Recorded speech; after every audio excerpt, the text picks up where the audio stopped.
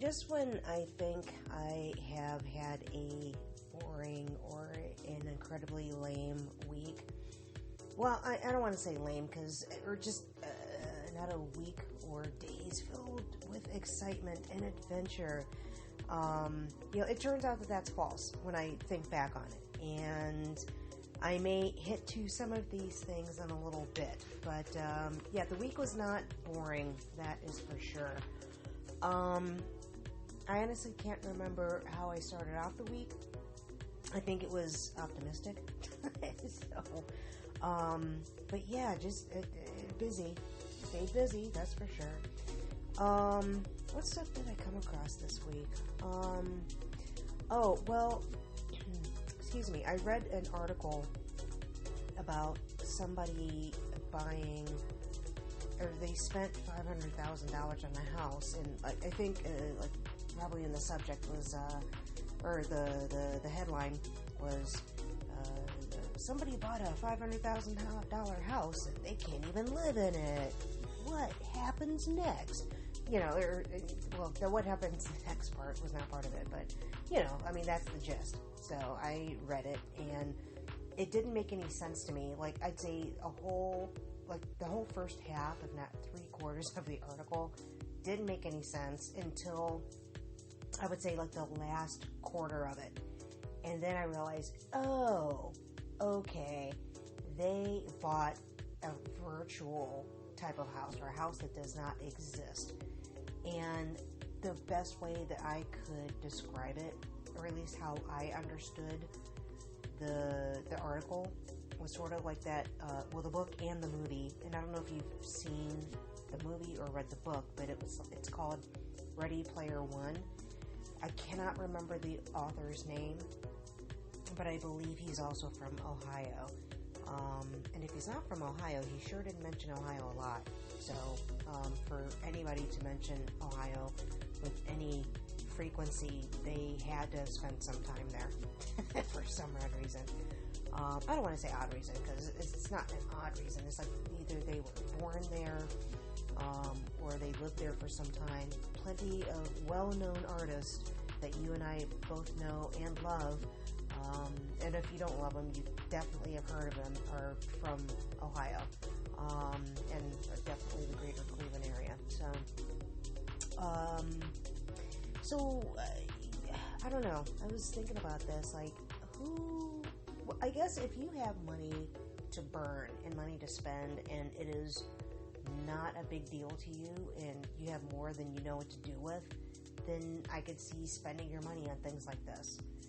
That's the whole reason why the stores that are on Rodeo Drive, or any fancy, expensive, whatever section of metropolitan real estate has expensive stores. It's for those people that cannot shop at, Ralph's, or go to Taco Bell and get whatever commodity they want to get that normal people get every day. So that's why there's a purse that costs, $10,000. Regular people are not going to spend that kind of money on a purse. But there are some wealthy people that I know who would never spend that kind of money on a purse, because that's a lot. Especially when you can spend that money on other things that would maybe bring you greater joy, or it's an investment in something that is much more long-lasting. Maybe it's real estate. But anyway, I digress. So that's what I took out of that article. It's like a Ready Player One thing, where they bought this expensive mansion for their virtual life. It's an awful lot of money to spend on a house that you really can't live in, but I guess if things do, progress or digress to the kind of world that is expanded upon in the world of Ready Player One, then I guess I could see, taking advantage of that while you can. But if things are that dire in the real world, I don't understand how one can go on living. I'm gonna spin out of control here, because I'm thinking of What was that movie? Oh my gosh, I can't believe I forgot the title. WALL-E. Which I'd like to think at this point everybody has seen the movie or they're aware of aspects of it with so much time going by. Basically, the world that is WALL-E, if things have gotten to that point, who wants to live virtually? Because if you end up like the humans do in that movie, I don't know. I'm spinning out of control. So, came across that. There's other articles I came across. Some more interesting than others, but something that I saw, and it was this just a part of this TV show that I was able to see that was streaming, and I didn't have time to watch everything from beginning to end. And I think where I caught it was like the last maybe 10 minutes or so of this program, and I think the title is called Tupac Versus, and like VS, like not verses like verses and rhymes, but like Tupac versus somebody else, you know, like the VS, the abbreviation for verses, and it was really interesting. I wish that I had watched the whole thing, and I was trying to find that episode to see. I'm sure, you know what, I didn't do that much of an extensive search for it, but I did a quick one just because I didn't have a lot of time to delve deep into it. But it was really cool, and it just made me ache a little bit in my heart that he was taken from us so soon, and the genius that was behind him. And you know, I guess the argument could be made, if he didn't meet with such a tragic end, would he be as exalted as he is now? And same with Biggie. Would they be such a great deal to everybody if they had lived their life naturally? But the mindset behind Tupac, like right before he died, it said he was about ready to just shoot off, and people were taking notice. And I don't know, that made me kind of sad. So while I'm on a depressing track, I read another article about, I'm just taking this from the headline of a white headmaster made a student kneel the African way. And I can't remember what the student did. I think it was about a book report that he was working on, where I don't know if it was the headmaster that did this or the teacher. And I think it was like the kid was in a study hall or in an unrelated class, and there was extra time, and so the student was working on a report for another class during this extra time. The teacher apparently didn't like it and sent the kid off to the headmaster. And this is a private school, I believe. And as a punishment, the headmaster made the student kneel the African way. And according to the headmaster, he told the kid to do so just because of a claim that he says either a parent and or a student who were from Nigeria, I guess that was a form of punishment. I'm not aware of that. I mean, I'm aware of Catholic schools doing that corporal punishment and, like, you know, the rollers on the knuckles and all that, but yeah, I don't know.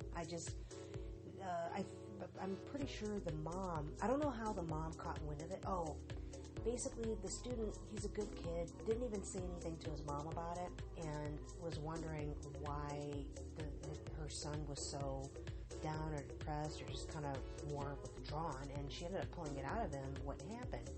And she would have not known about this incident at all whatsoever until she pushed. Like, she wasn't called by the headmaster, she wasn't called by the teacher about any sort of discipline that was done to her child. So I believe she took her son out of that school, and I don't know if she's enrolled him back into that school or if they're at a different school, but man, this is the thing that I had feared about I'm glad that the world was recognizing the injustice that Black people have been suffering for eons, decades, years, hundreds of years. We can keep going. And it's still happening to this day, as evidenced in this article that I read. And even from my own personal experiences, I'll even say as recent as I'd say a couple months ago, just experiencing things that I thought we were done with this, or have we moved beyond this, and bringing a lot of things to light. And you would think, or one would think, that in bringing a lot of things to light, that people would be a little bit more aware or think before they act or speak. But apparently not a lot of people, or not everybody, got that particular memo, or they got the memo and they're just back to the same old, or business as usual. But anyway, on a happier note, something else I came across was a stray dog who had been going into the dollar store, and I can't remember what city this was in. I don't know if it was in Pennsylvania, I don't know if it was in North Dakota, West Virginia. I can't remember where it was within the states, but the stray dog ended up wandering into a dollar store, or specifically it was a Dollar General, and daily, I don't know how often this went on, but the dog would always make a beeline for a specific plush toy, which was a unicorn, and it was like this purple unicorn with a rainbow horn, and it's cute.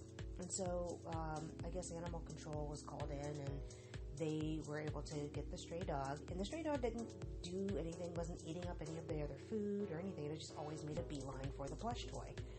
And so animal control came, and I guess the officer that picked up the dog and heard what was going on from, I guess, the manager there, ended up purchasing the plush toy for the doggy and took it to the animal control facility, where, and they said that, the dog just must have gotten loose someplace. It's very, very well behaved, and it, and even just going into the store, it didn't make a beeline for the dog food. It went for the plush toy. And it's very happy with the plush toy, and there are plenty of pictures taken, and it's like hugging the plush toy, just snuggling up to it. And it's a very, very cute lab mix.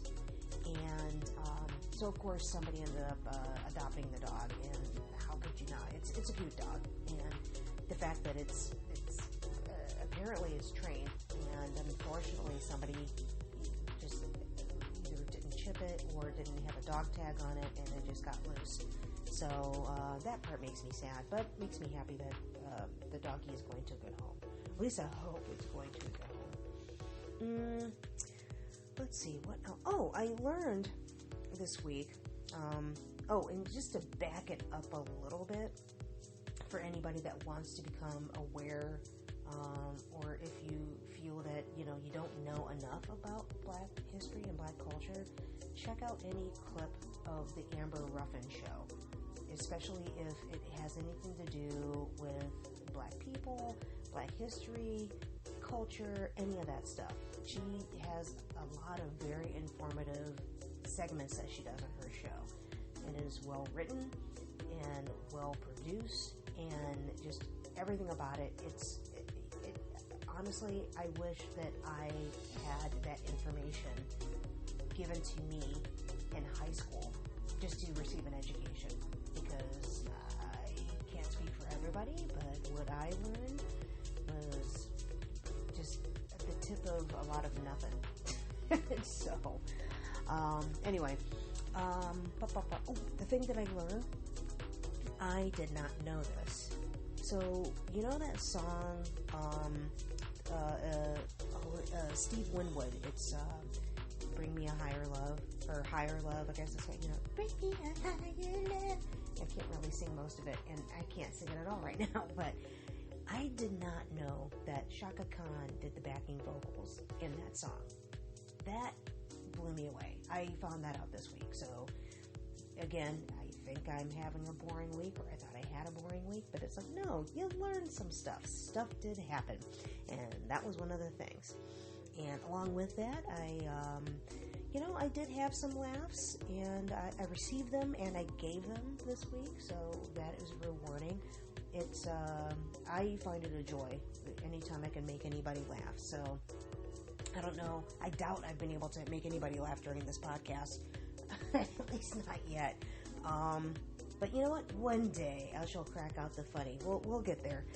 But along with those highs, I did have some lows, and I did have something of huge value, great value taken from me. So that has bummed me out, and I'm trying to be zen about it and reflective, and hey man, all things happen for a reason. But it's been a little difficult to try to get over it, but I'm working through it. Along with, well, I guess it makes like some of the other like things I've been dealing with all week, like just those pale by comparison. But yeah, just dealing with the red tape and office administration that you have to deal with, and being on hold for a long time, and long waiting lines, and heavy traffic, and now theft. So yeah, it's like but yeah, I'm trying to again just be a better person and think better of people, and they need things more than I do.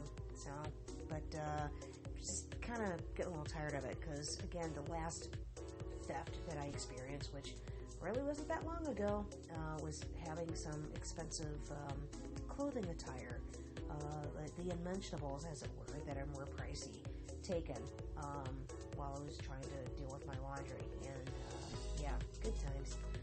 So, okay, I can pull this back, here we go. A couple of movies that I saw this week. I made the time to do that because I felt like, I haven't like chilled out and actually just watched a movie in a while. And so I ended up checking out a couple. One of them is called Coma, and I realized I was trying to describe this with a work colleague. Yeah, and I said, I don't know, I can't remember the title. It's about some guy that's in a coma, and there's special effects, and I don't know, just look kind of like wild, and I'm still not too sure all what's going on, but I can't remember the title. And then here the title is called Coma. So, it's, I don't know, I can't remember like when it came out, how new it is. I'm thinking it's kind of new-ish. You know what? Yeah, because I remember looking at the end titles, and I think I saw 2020. So I don't know if they like made it pre-pandemic, during the pandemic, post-pandemic, or they filmed everything before lockdown, and then maybe editing took place like after, like during lockdown, because there were a lot of special effects in it. So I'm thinking that the principal photography took place likely before things shut down. It wasn't a very huge cast, and even for their crowd shots, it looked like the amount of extras wasn't like crazy. Like it was pretty low, and a lot of what they shot, it had like a lot of like post-apocalyptic looks to them. So yeah, it's a pretty cool movie. Like I liked it, and it was, as always with anything that has subtitles, it takes a minute to like get used to like the rhythm of things, so you can like, oh, actually no, this was dubbed. That's why I was able to pay attention to the acting, at least, well, the acting as far as movement is concerned. Some of the dubbing was like a little jarring, but overall I was able to like just kind of like cast it aside and get into the plot and the action of the film and the special effects, and I don't know, I thought it was kind of cool. It was a very enjoyable movie, and if anybody gave it low ratings, I don't know exactly what they were looking for or what they were hating on, but I liked it, and I wonder if I would enjoy it more if I I didn't have to worry about the dubbing. But actually, you know what? Because I wonder. Oh, wait a minute. I'm sorry. I'm thinking faster than I'm speaking. Because when I couldn't remember if I had the option of hearing it or watching it, and it's in Russian, but getting the English subtitles. That's what I can't remember. And maybe I would have had some control over that. I can't remember. But too late now because I already returned the movie. Yes, I got it from Redbox, and I know maybe that's dated or whatever, but I did that because yeah, I can stream. I can stream like anybody else. However, I wanted to be able to check out all the DVD extras and the bonuses, if there were any, because I am a movie nerd that way. I might not retain all the information, but I did checking that stuff out. So it's cool. Check out Coma, the movie Coma, if you get a chance, or when you get the chance, because it's worth getting. The other one that I held off on watching, because I did have opportunities to check it out when it was released, but I wanted to refrain. I finally watched the movie Soul, and I was very pleased with it, and I don't know if anybody else saw it. I'm not going to discuss it at any length. All that I will say, and it's up to you if you want to skip this shit out. I'm not going to give anything away, but what I will say is that Soul is like the overall feeling I got from Soul is what I had expected from The Princess and the Frog. It's what I expected Princess and the Frog to be, which is researched, like well researched, and involving black people, and having black artists work on it, having basically just the black involvement on it, like in every aspect. Just having those black hands involved, you know?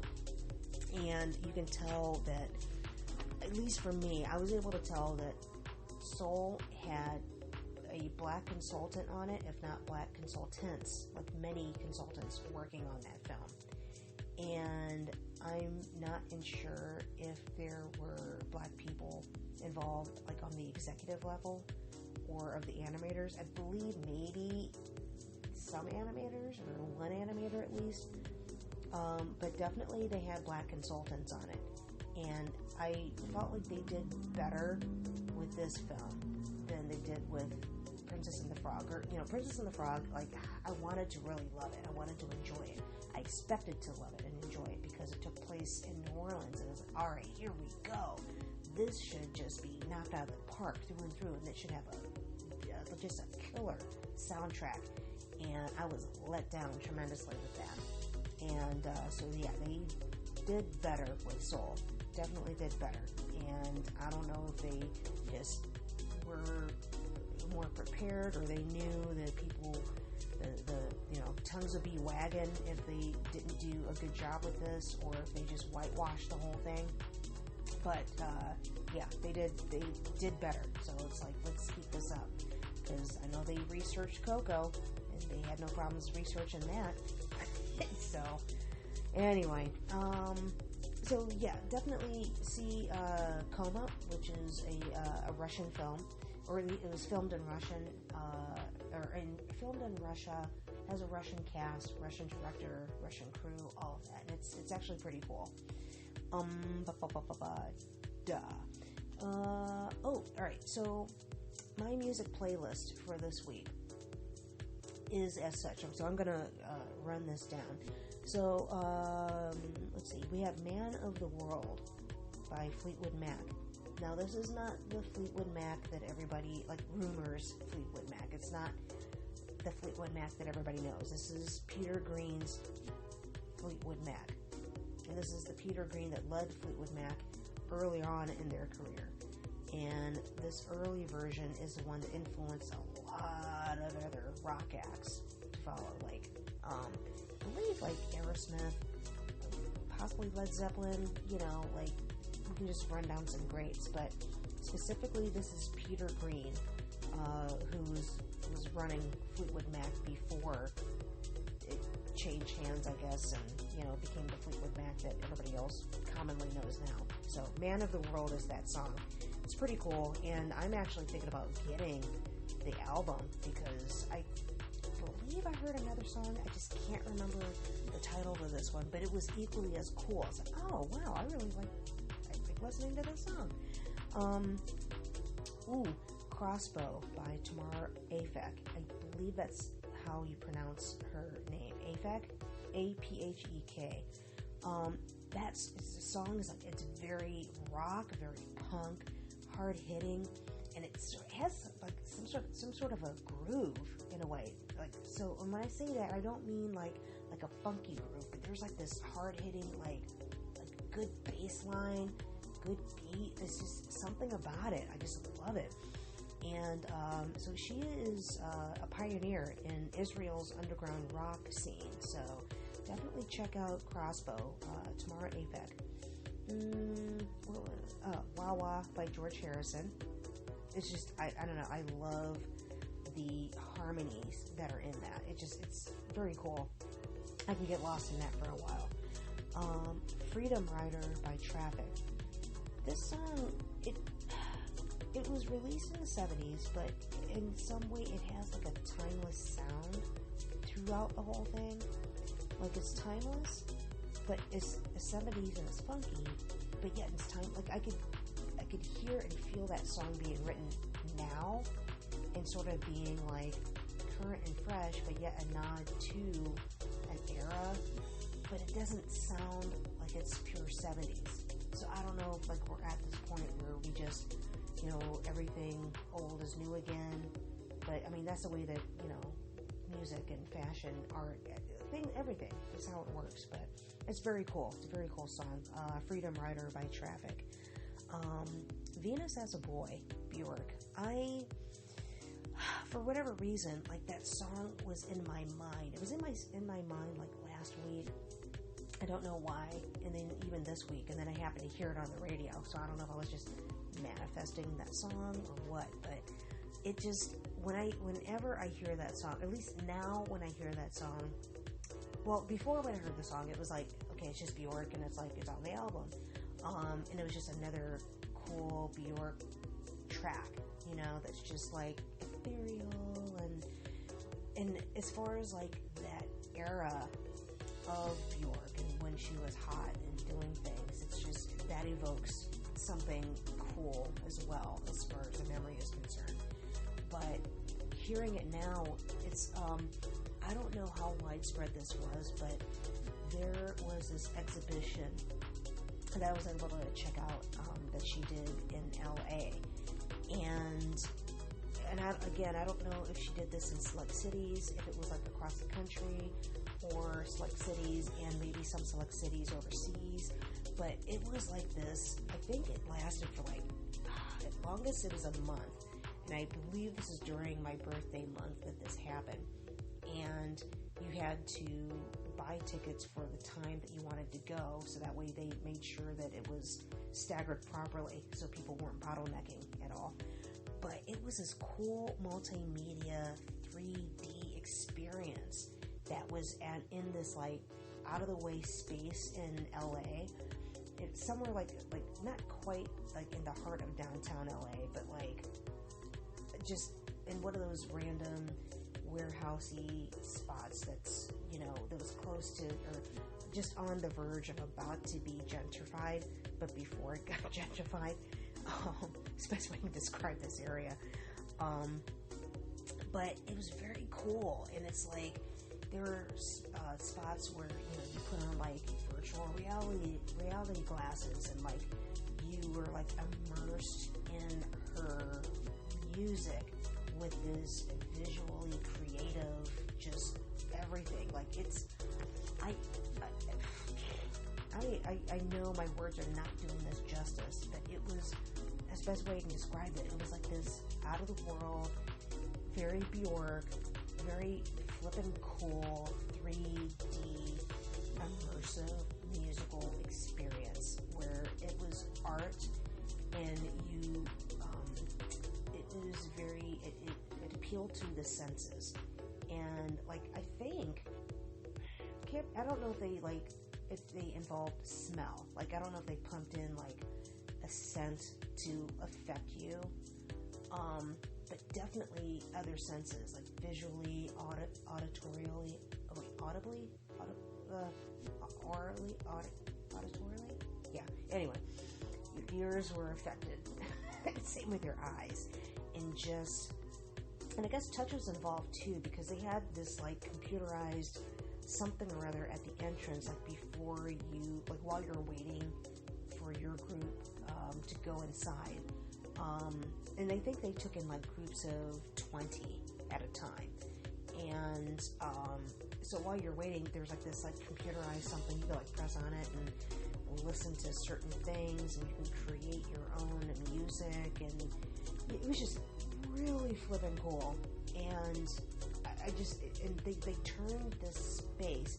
It was like being in one of those, and I know like not a lot of people have been there, but there's a studio that's in Culver City that's called Smashbox, and yeah, that same Smashbox that does cosmetics and stuff, but they have a studio, and where a lot of things have been filmed over the years, and that space can be and has been transformed into so many different things, and I've been there either working things or I've been there as a guest, and it's like, oh, so it's like that, or going into any like huge gallery where they transform the space into like it could be unrecognizable.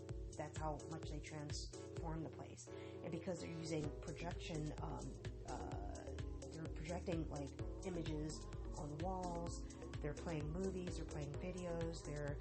It was just so involved and well worth the money that was spent to see it. And I can't remember. I don't think they allowed video, and for a very good reason. But man, this thing was cool. I need to see if I can like find something that has like, I don't know, something that recorded that, or something that, even if it's like a DVD that were created of that experience, because if you can get your hands on it, it is well worth watching. I don't know if it'll quite be the same, because like I said, a lot of those things were like virtual reality, or you had to like, yeah, you kind of had to be there in order to really fully experience it. All right, moving on. Eye to Eye by Ringo Starr.